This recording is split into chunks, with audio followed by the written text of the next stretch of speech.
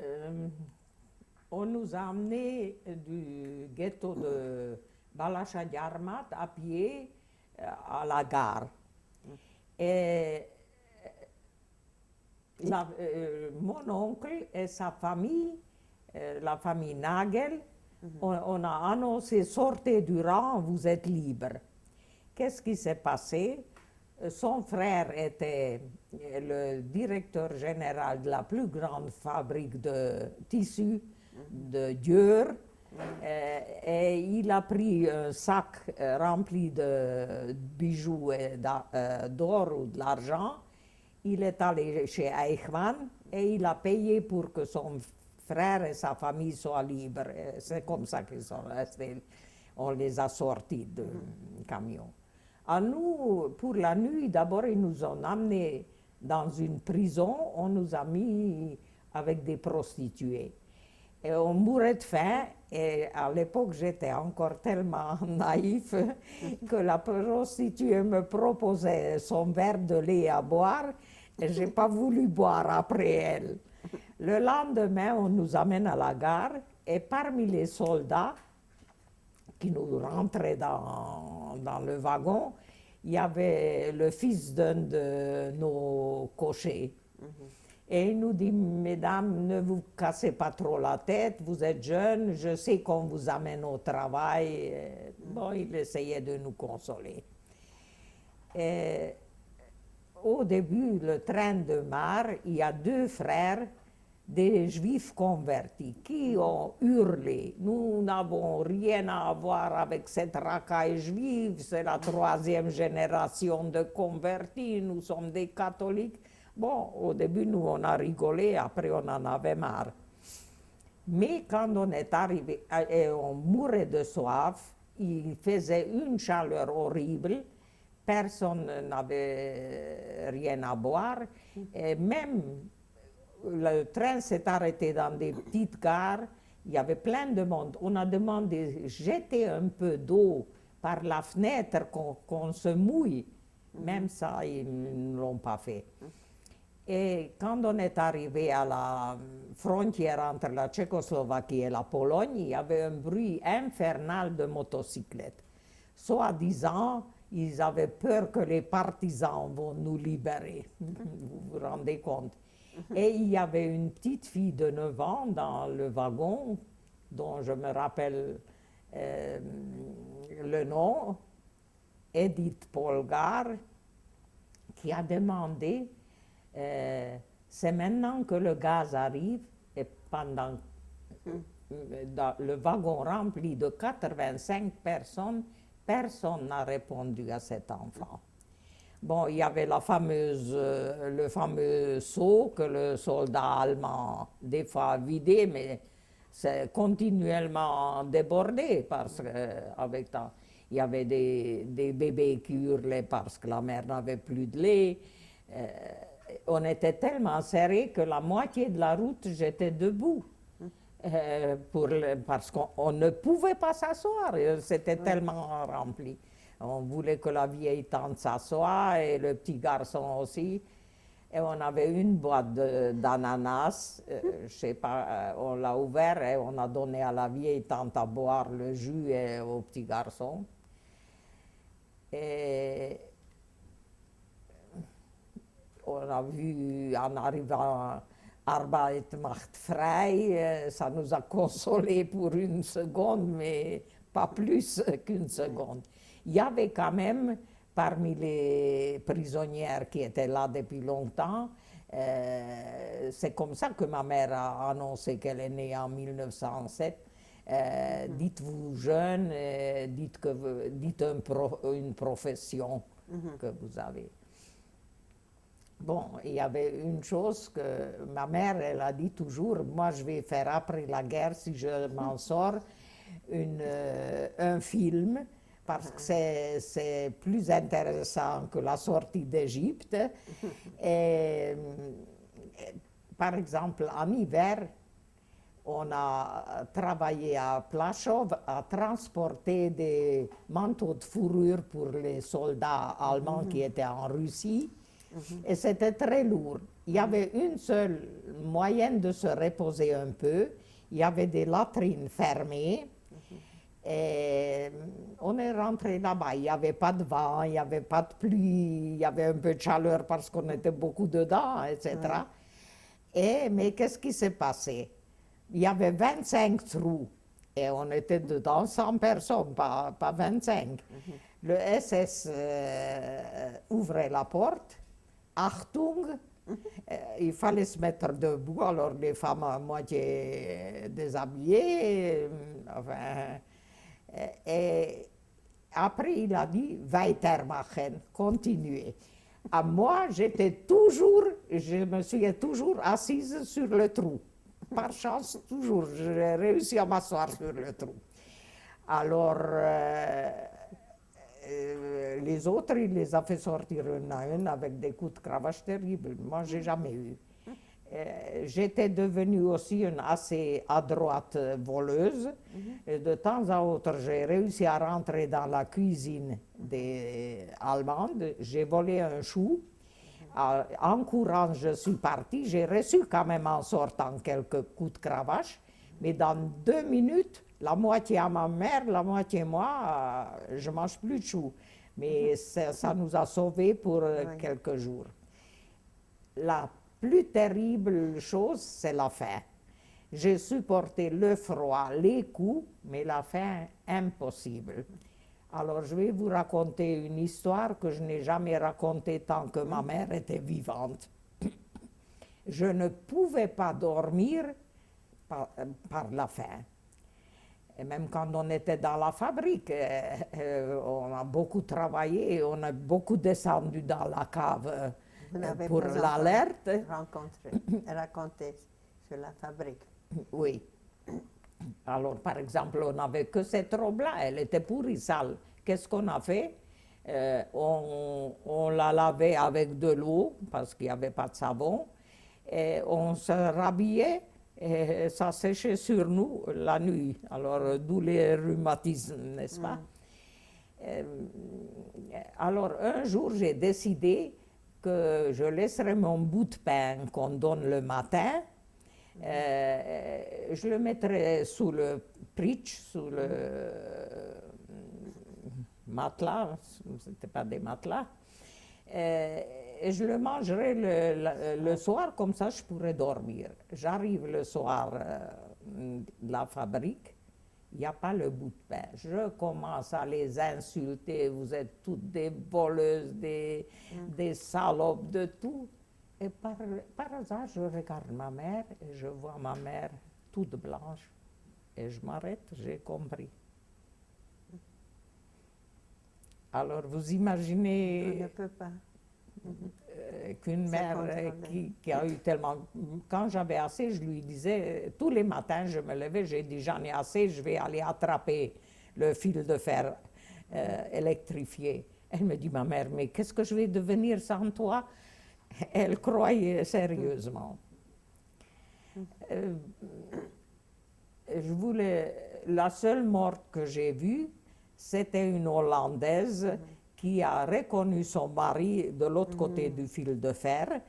Et elle est allée lui parler. La femme SS, elle l'a vue. Elle l'a attaché à une corde. Elle l'a fait tourner en ronde. Et un chien qui l'a suivi jusqu'à ce qu'il l'a mis en pièces. Une fois, on était encore à Auschwitz, il faisait froid et il pleuvait. J'avais une amie qui travaillait au Canada. Canada, c'était là où on triait les vêtements. Et je lui ai dit, Cécile, donne-moi quelque chose pour me couvrir. Elle m'apporte un talet. Je dis, quand même, ça je ne vais pas mettre, donne-moi quelque chose d'autre. Bon, elle m'a apporté une couverture de piano jaune criard. Bon, ça va. Un jour, un SS passe par là et il dit, celle qui a la couverture jaune, qu'elle vienne avec moi. Ça, on m'a reproché parce que j'ai écrit cette histoire dans un journal de l'ambassade d'Israël en français.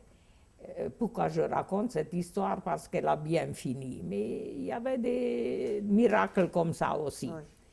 Alors le SS, il me fait rentrer dans sa baraque, il ferme les volets, il ferme à clé, il y avait à peine une petite lumière. Il me donne un verre de liqueur. Il dit, tu aimes ça? Je pensais, j'avais faim comme tout. Je bois. Il me dit, c'est bon, n'est-ce pas? Tu veux que je te donne la recette? Il me dit, tu prends 6 jaunes d'œufs, un livre de sucre et de l'alcool et tu remues, etc. Je dis, pauvre imbécile, il croit que je vais avoir encore dans ma vie 6 œufs. Et il me donne un deuxième verre. Et après, il m'apporte des caleçons pourris, une tonne de caleçons pourris. Tu vas me les laver. Il m'apporte un grand morceau de savon. Je lave ça. Il ressort, il referme tous les volets, les fenêtres à clé. Il referme et j'entendais ma mère qui tourne autour de la baraque pour qu'est-ce que je devienne. Bon, une demi-heure après, il revient, je lui ai lavé les caleçons pourris et il me donne un grand morceau de pain et il me dit, il te reste du savon? Je dis oui, et moi qui n'ai pas vu de savon depuis arriver, il me le fait cadeau. Et je lui ai dit à ce compte-là, mais pourquoi vous m'avez enfermé comme ça? Il me dit, mais je suis un SS yougoslave. Je ne suis pas comme les autres. Et si on m'attrape qu'il y a une juive dans ma chambre, non seulement toi tu seras abattu, mais moi également. Bon, ça a bien fini. Alors ils m'ont reproché à Paris pourquoi je raconte une histoire qui finit bien avec un SS. Qu'est-ce que je voulais dire? À cet ami, j'ai demandé une fois, dis-moi, comment ça se fait qu'on voit tellement de gens bien portants, assez gros? Il me dit, mais le foie, ça se vend. Alors j'ai compris qu'il y avait des cannibales. J'ai une amie qui s'est très très bien tirée. Regardez comment les gens y pensaient à l'avance. Elle s'est fait mettre des couronnes en or sur toutes les dents et en dessous il y avait un brillant. Un à un, elle a enlevé le truc et elle s'achetait du pain avec.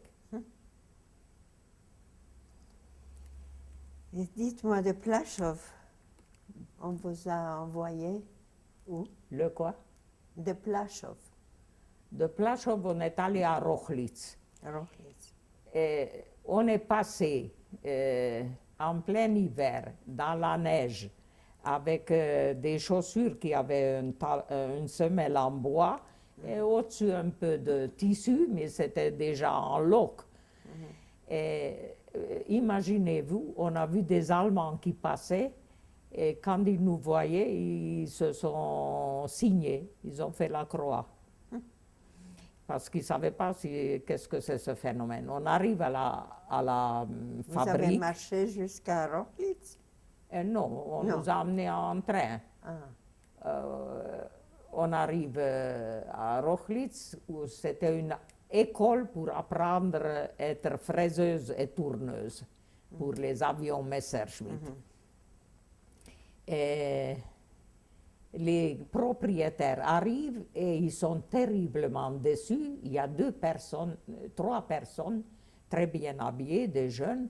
Ils nous regardent, ils disent, on était près d'eux, on a entendu qu'ils disaient, c'est pas ceux-là qu'on a choisis.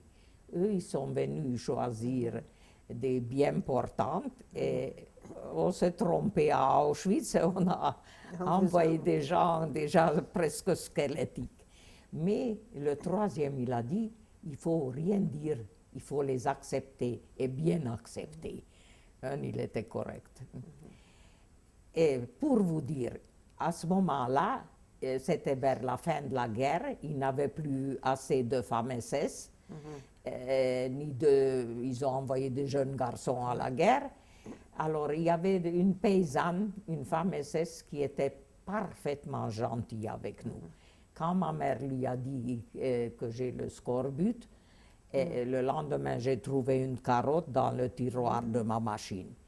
Et quand elle nous menait sans habits dans la neige, c'est elle qui pleurait à côté de nous. Et un jour, j'ai volé un morceau de margarine dans la cuisine. Et la Lagerelteste testait celle-là, elle m'a attrapé, elle a appelé cette femme SS qui était notre surveillante. Elle a dit, dieses Teufelkind, il faut renvoyer au crématoire. Et la femme SS dit, qu'est-ce que c'est le crématoire? Et devant moi, elle lui explique qu'à Auschwitz, on brûle les gens. Vous imaginez quelle personne? Quand il y avait 2 filles qui ont attrapé, pendant qu'on travaillait dans la fabrique, qui ont attrapé le typhus, ils les ont enfermées dans la chambre à côté où nous dormions. Les pauvres hurlent, donnez-nous à boire, je vous en prie. Personne n'est rentré leur donner. Quand elles sont mortes, ils ont sorti les 2 cercueils sur la table qui était dans notre chambre. Le SS, il a mis son pied sur le cercueil, sur les planches, heureusement, c'était un bon cercueil juif. Et il a dit, vous finirez toutes comme ça.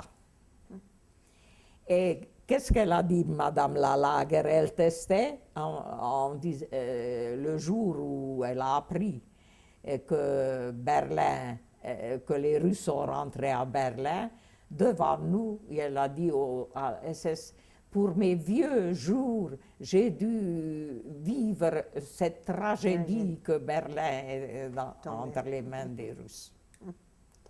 Et racontez-moi. Encore une chose. Oui. Quand on nous a laissé à Plaze, c'est à côté de Garmisch-Partenkirchen, à 2200 mètres dans les Alpes en plein hiver, il y avait une autre Hela Poznanska. Heureusement, hier j'ai cherché, j'ai trouvé le nom. Nous, on a cherché tout de suite après la guerre les retrouver. On a mis dans tous les journaux du monde. À la fin, je vous montrerai, quand nous sommes arrivés à Auschwitz, à Calv où on a travaillé, il y a 20 ans, ils nous ont invités de Hongrie, d'Amérique, d'Israël, les anciens qu'ils ont pu retrouver. Là, on a su qu'est-ce qu'elle est devenue notre Lagerelteste. Mais par exemple, on était une vingtaine de filles ensemble après la marche de 650 km. Nous avons traversé toute la forêt noire et j'ai l'ami, on est passé par Tübingen, Ulm, et j'ai une amie qui a écrit ce livre qui me disait, regarde Nessie, la merveille de ce sapin. Et on était à côté de la rivière de Inn. Je dis, Clara, j'ai tellement faim, tu me dis encore quelque chose de merveilleux comme ça, moi je te jette dedans pour que tu arrêtes. Alors, je voulais vous demander comment se passait le travail. Qu'est-ce que vous faisiez exactement? On faisait des tuyaux pour des avions. Il fallait faire 30 pièces par jour. Et il était interdit que les Juifs possèdent du crayon ou un stylo. Or, il fallait dessiner quelque chose sur le métal. Alors, j'allais chez le Français prisonnier demander le crayon et je demandais où est le front de l'Ouest. Et je rendais le crayon après le travail aux Russes et je demandais où est le front de l'Est. C'est-à-dire, je connaissais ce qui se passe. Et toutes mes pièces allaient dans le bon parce que ma mère était dans la cave, dans le contrôle. Alors, elle savait quelle pièce moi je fabrique, je pourrais la dessiner aujourd'hui. Tout allait dans le bon. Si on n'avait pas fait 30 pièces de bon, on enlevait le morceau de pain. Il y avait un seul type bien dans la fabrique, propriétaire était un type insupportable, antisémite. Il avait un bras coupé déjà à Stalingrad, vous imaginez. Et il y avait un vieux, et il y avait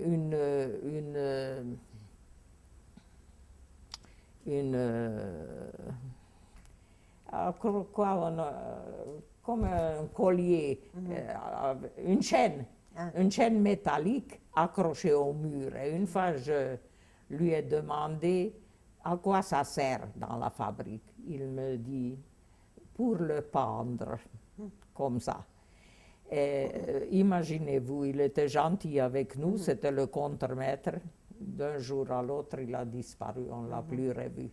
Et comment s'appelait la fabrique? Je ne sais pas si ça avait un nom. Ah, Maintenant, c'est des Bauknecht, ils font des... Alors, c'était pour les Messerschmitt? Oui, pour les Messerschmitt. Et vous avez travaillé jusqu'à quand? On vous a... Quand? Moi, elle écrit dans le livre, moi je me rappelle pas du tout de date. Non, pas de mes date. petits-fils, mes petits-enfants, ils demandent pourquoi toi tu n'as pas écrit. Moi, je ne regardais rien autour de moi, ça ne m'intéressait pas. J'ai trouvé une fois dans la fabrique un trognon de pommes avec quelques grains de pommes dedans, j'étais heureuse. Une fois, j'ai trouvé une betterave sur la route avec la terre dessus.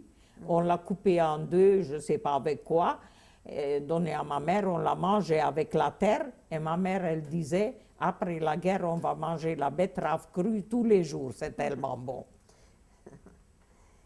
Oui. Non, mais on vous a dit de... Non, on ne nous a rien dit, on nous a mis dans un wagon ouvert en plein hiver. On nous a descendu à une gare et on commençait à marcher. Et voilà, qu'est-ce qui s'est passé? Un jour, on a dormi, on marchait la nuit, pas le jour, et comme des chevaux. Pas le pipi debout et le reste aussi en marchant. Il ne s'est pas arrêté. Un jour, on s'est arrêté dans une grange. C'est le livre que vous avez. Et dans cette grange, j'ai dit, les enfants, ça sent l'oignon et ça sent la pomme. Et moi, je suis allée fouiller, j'ai trouvé sous la paille des pommes, j'ai donné à ma mère et moi, et j'ai dit, et la femme SS dormait avec nous, c'était une méchante. Et je dis, allez-y, mais doucement. Et il y a de l'oignon et des pommes, allez-y, vous cherchez. Ils ont fait du bruit. Elle s'est réveillée. Tous les autres, ils ont reçu des coups, évidemment. Et est-ce que c'était en Allemagne ou Oui, en c'était Autriche? en Allemagne.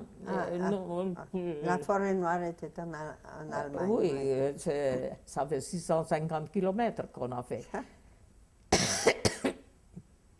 Et dans cette grange, les filles ont écrit sur le bois des adresses et dans lesquelles ils ont dit, nous sommes 200 jeunes juifs complètement exténués. Si nous ne survivons pas, alertez notre famille, et ils ont mis les adresses. Et cette paysanne... Sur les arbres. Non, pas les arbres, c'était sur des planches. Et cette paysanne, après la guerre, en 1945 ou 1946, elle a alerté un curé qui était d'origine hongroise venir voir qu'est-ce que nous avons écrit. Et ça, c'est su. Et un professeur de l'université de Tübingen a écrit notre histoire. C'est comme ça que j'ai les papiers de la régime des noms, avec un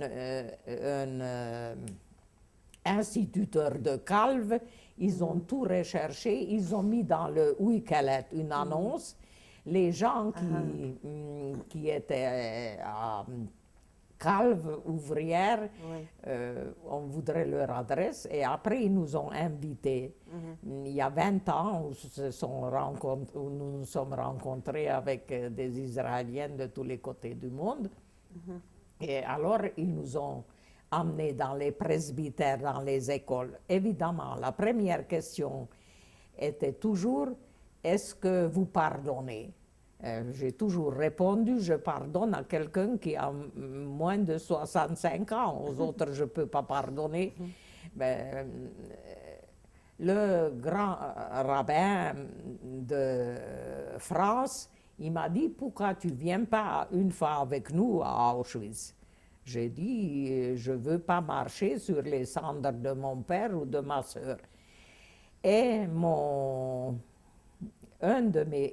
j'ai un petit-fils qui est Sgan Alouf, et j'ai un petit-fils qui a eu la plus grande médaille pour la bataille de Jenin, qui était officier. Et cet officier, une fois l'état-major lui a demandé de venir avec les officiers à Auschwitz. Et il a dit à son supérieur, je ne viens pas. Et il a dit, mais tu es obligé, on te commande, tu viens. Alors, en fin de compte, il a interrogé pourquoi tu refuses. C'est un honneur d'être dans la délégation des officiers israéliens. Il a dit, parce que j'ai entendu ma mère dire qu'elle ne veut pas marcher sur les cendres de son père ni de sa sœur. Bon, le Sgan Alouf, il est allé. Il a mis un drapeau devant la baraque que je lui ai indiqué. Il a allumé une bougie pour mon père et pour ma sœur, évidemment. Il m'a apporté les photos. Ah. Alors, où est-ce que vous êtes arrêté?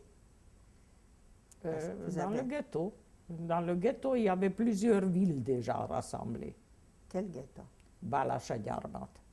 Non, mais non, pas après. Après la libération, en pleine Tyrol autrichienne, non loin de Garmisch-Partenkirchen, et on a entendu.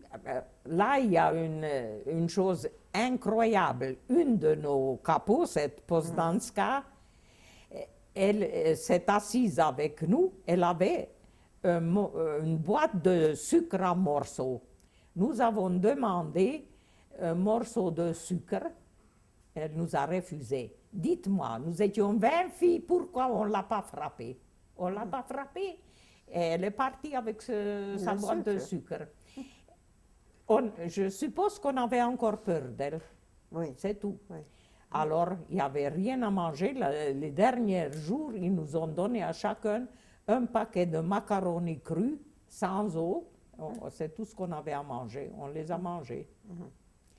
Et quand on était dans la forêt, ma mère, elle a dit, d'abord, il est passé un de nos SS sur motocyclette. D'abord, ils nous ont demandé, donnez-nous vos vêtements rayés. On a refusé parce qu'on n'avait pas autre chose.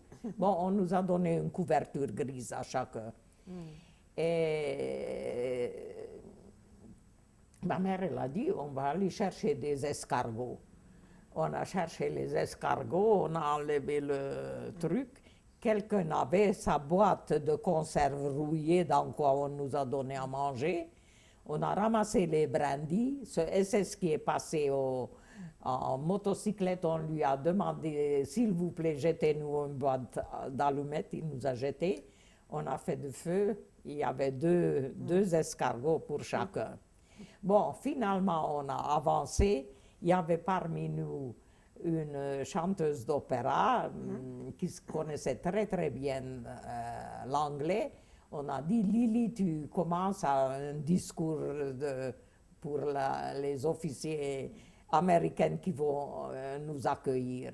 Et on arrive devant un tank.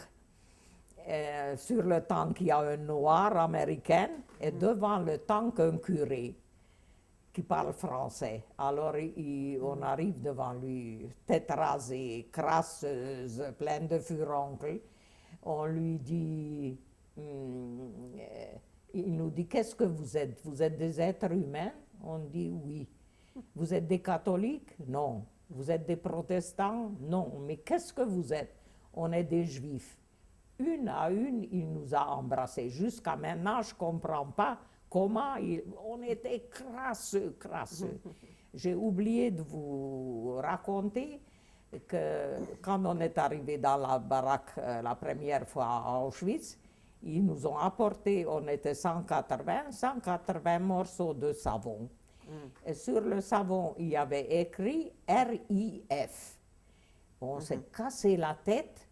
Qu'est-ce que ça peut bien être RIF? Finalement, on a trouvé Reines Israélite Fête, pure Grèce juive. Qu'est-ce qu'on a fait? La nuit, on a fait un trou devant la baraque. On a enterré les 180 morceaux de...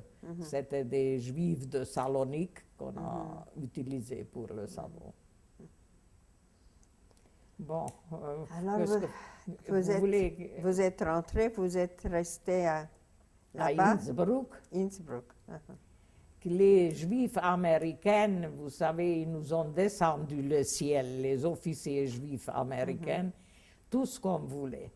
Bon, la première fois, on est rentré dans un bel hôtel, et comme on était tellement... on s'est rué sur le lit. On a même ouvert un tiroir, on a trouvé un rouge à lèvres qu'on a partagé en 20. On a arraché le drap, on a fait des foulards pour la tête. Et les prisonniers yougoslaves ont accouru, ils ont arraché les rideaux des fenêtres, ils nous ont cousu des vêtements dans un quart d'heure, tout le monde était habillé, tous ils se sont mis aux machines à coudre. La première visite, c'était des officiers non juifs américains qui sont venus avec une grande boîte. On était persuadés qu'ils nous portent du chocolat. Grande déception quand on l'a ouverte, c'était du DDT.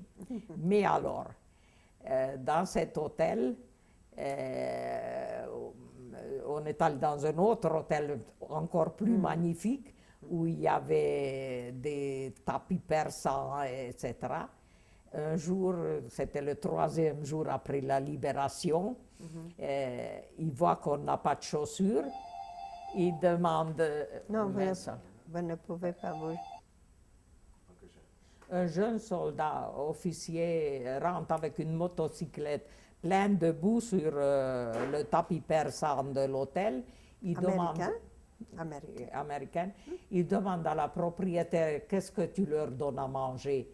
Alors elle dit, vous savez, les temps sont difficiles, on ne trouve pas, je leur donne des pâtes, des pommes de terre. Il a dit quoi? Des pâtes et des pommes de terre à des gens qui n'ont pas mangé depuis un an. Tout de suite, va trouver de la viande, des légumes, des fruits, et à la seconde, revient avec. Et il nous voyait sans chaussures, il est sorti dans la rue, il a arrêté une à une les femmes allemandes qui passaient. Déchausse-toi, qui c'est qui a 39, qui c'est qui a 36, dans 10 minutes, on était toutes chaussées. Mais je voulais raconter aussi que la brigade israélienne est venue à Innsbruck, à Maria Theresia Straße, c'est les Champs-Élysées d'Innsbruck. Ils ont dansé la hora et les Allemands en train de trembler. Et parmi ces soldats, on a reconnu quelqu'un de notre ville, un garçon qui s'appelait aussi Levinger. On lui a dit, si tu rentres à la maison, va dire à la famille Nagel que nous sommes en vie. Mais comme on n'est pas rentré 6 mois après, ils étaient persuadés qu'on a dû mourir de typhus ou quelque chose comme ça. Alors, comment j'ai connu mon mari? Les Américains sont partis, notre grand regret, parce que ma mère, elle disait, vous avez survécu à la déportation, maintenant vous allez vous faire tuer. dans les jeeps. Tous les soirs, ils sont venus nous chercher pour aller danser. Et dans les serpentins des Alpes, ils conduisaient très vite. Et Oui. ils disaient, vous allez mourir maintenant, après être libérés. Et après l'armée américaine est partie et les Français sont venus. Les Français étaient tellement pauvres qu'eux-mêmes, ils n'avaient pas de quoi manger. Mon mari était lieutenant dans l'armée française, aumônier de l'armée. Et il était mobilisé pendant 6 ans. Il a mangé des boîtes de sardines, un bout de pain. Ou quand il a réussi à changer ses cigarettes contre quelque chose, un fruit, c'est tout ce qu'il a mangé pendant 6 ans. Et le 14 juillet, malgré tout, on a dit, on va quand même faire une petite fête, on va inviter les soldats juifs, et on va les pour danser. Alors là, ils sont venus, et mon mari avec un autre qui était ensuite rabbin ici à Natania, qui était également aumônier. Et, bon, évidemment, la première question était, on n'avait pas de cheveux encore, tout petit, 1 centimètre. Est-ce qu'ils nous ont violés? Alors, toutes les 20, on s'est mis à rire parce qu'ils ne pouvaient même pas s'imaginer dans quel état nous étions. Et je vais vous donner une lettre, une histoire qui s'est passée après la guerre. Je suis allée avec ma mère dans un restaurant hongrois. J'avais un plateau en main avec des assiettes et des crêpes dedans. Et j'ai vu le plus grand antisémite de Hongrie à une table. Où ça? À Innsbruck, dans un restaurant hongrois. J'ai fait tomber le plateau et j'ai couru vers lui. C'était le chef des nazis hongrois et rédacteur en chef du Stürmer hongrois. Et c'était un avocat de la même ville où mon père était avocat, alors je le connaissais. En hongrois, il s'appelait Vajta et en slovaque, il s'appelait Vlček. Attendez. Et je crois que c'est la dernière histoire que je vais vous raconter parce que sinon je vous retiendrai jusqu'à minuit. Non. J'ai tout le temps. Et ma mère est arrivée, elle lui a dit, vous savez, on vous dénonce immédiatement aux Américains, c'était occupation américaine. Il lui a dit, madame, ne me dénoncez pas, je vais vous rendre un service énorme. Alors ma mère, elle dit quoi? Il dit, je sais dans quel lac les bijoux, les 25 caisses de bijoux des Juifs hongrois sont immergés. Alors, si vous ne me dénoncez pas, je vous donne les 25 caisses. Ma mère dit, qu'est-ce qu'on va en faire? Où est-ce qu'on va le mettre? Israël n'existait pas encore. Elle a dit, je vais aller chez le pape Pie XII et je vais lui demander qu'il garde au Vatican jusqu'à ce que la situation en Hongrie s'arrange, que les Russes partent, et on reprend les caisses. Elle est allée, elle était reçue par le pape était d'accord qu'il va garder les 25 caisses. Elle revient, le type a disparu, où ça? Avec des officiers américains et avec les 25 caisses. Il est parti en Amérique et il est devenu conseiller pour les affaires d'Europe centrale au Pentagone. Vous vous rendez compte? On a écrit à Bronfman parce qu'on ne savait pas à qui s'adresser, qu'on ne laisse pas. Et c'est le Vatican qui a permis tous les SS le passage. Ça, c'est une des choses. Et pour aller chez le pape, elle est allée chez un haut officier hongrois qui vivait à Rome, qui l'a très bien accueilli. Il lui a laissé une chambre, etc. Il l'a aidé pour avoir l'entrée chez le pape. Mais quelqu'un qui connaissait mon grand-père, qui était son locataire jadis, Qu'est-ce qu'il lui a demandé?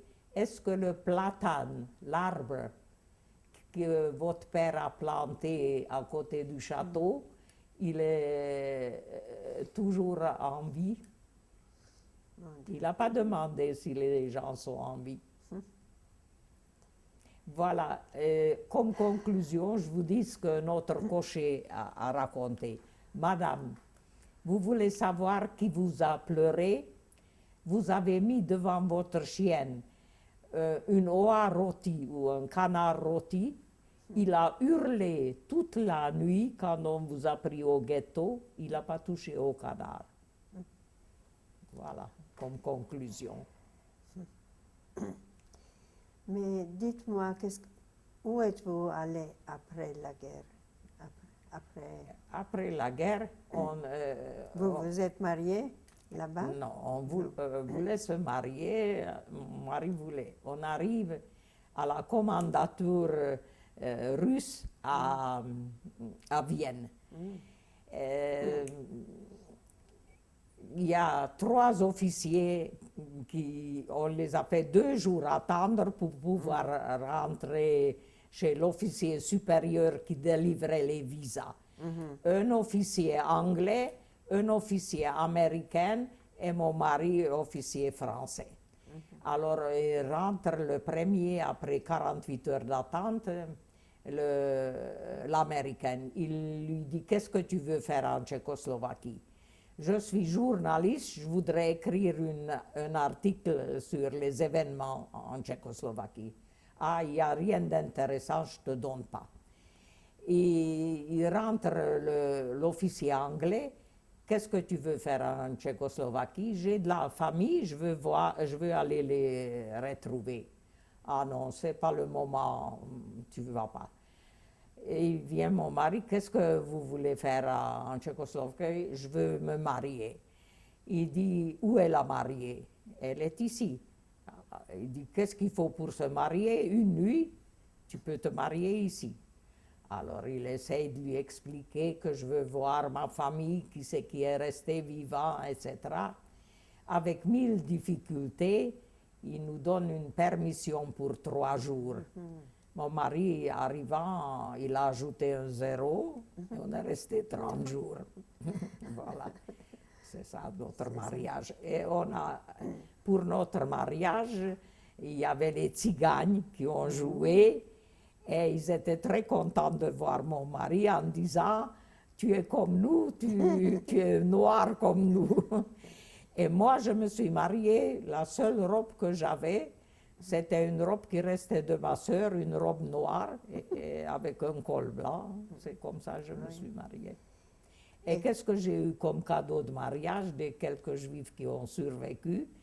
J'ai eu une combinaison, une chemise de nuit et une bonbonnière en argent qui restait de la famille. Voilà.